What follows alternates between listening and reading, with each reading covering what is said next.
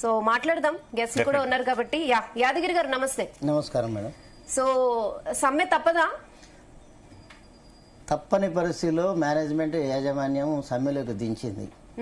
ఇప్పుడు సమ్మె మేము నోటీస్ ఇచ్చి నెల అయినా కానీ స్పందించలేదు. గత సంవత్సరం కూడా 42 రోజుల వరకు వెయిట్ చేసినాం. సమ్మె ప్రకటించే వరకు ఇండియా పాకిస్తాన్ వార్ వస్తుందని మంత్రి గారి సూచన మేరకు ముఖ్యమంత్రి గారు మేడే ముందే ఇప్పుడిప్పుడే కుదుటపడుతుంది ప్రభుత్వం, దానివల్ల మీరు సమ్మె చేయొద్దు అని చెప్పారు.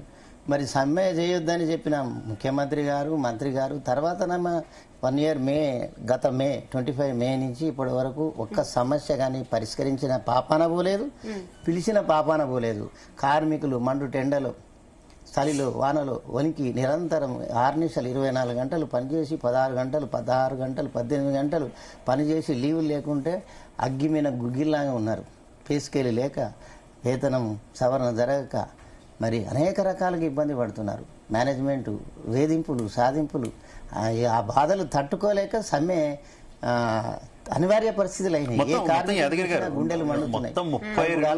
మొత్తం 32 డిమాండ్లు ప్రభుత్వం ముందు మీరు ఉంచినట్టయితే తెలుస్తుంది. ఏంటి 32 అంత సుదీర్ఘమైనటువంటి లిస్ట్ ఉంది కదా డిమాండ్ల విషయంలో, అందులో ప్రధానమైనటువంటి అంశాలు ఏంటి?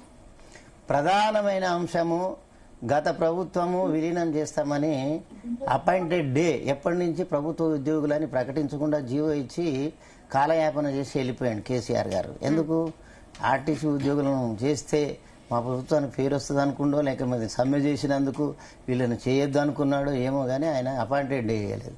మరి 6 గ్యారంటీలని చెప్పిన కాంగ్రెస్ ప్రభుత్వం మేము ప్రభుత్వంలో విలీనం చేస్తాము, కొత్త బస్సులు కొనుగోలు చేస్తాము, మరి 2 పే స్కేళ్ళు ఇస్తాము, మరి అనేక రంగం మీకు రిక్రూట్మెంట్ చేస్తాము, మీకు జాబ్ గ్యారెంటీ, రకరకాల వాగ్దానం 6 గ్యారెంటీలలో ఒక్క గ్యారెంటీ కూడా ఇవ్వకుండా కేసీఆర్ పాలనని కొనసాగించడం వల్ల ఆర్టీసీ ప్రజాపాలన ఉందా అని ఇంటెలిజెన్స్ వాళ్ళని నడుపుకోమను, విజిలెన్స్ వాళ్ళను, స్పెషల్ బ్రాంచ్ వాళ్ళని నడుపుకోమను. కేసీఆర్ యూనియన్లు లేవంటే ఈనాటికి కూడా యూనియన్ లేకుండా అట్నే నడుస్తున్నది. సో రాష్ట్ర ప్రజలకు ఇచ్చినటువంటి 6 గ్యారెంటీలు కాకుండా ఆర్టీసీకి కూడా, ఆర్టీసీ కార్మికులకు కూడా సపరేట్ గా ఒక 6 గ్యారెంటీలు ఇచ్చారు. అవును సార్. రైట్.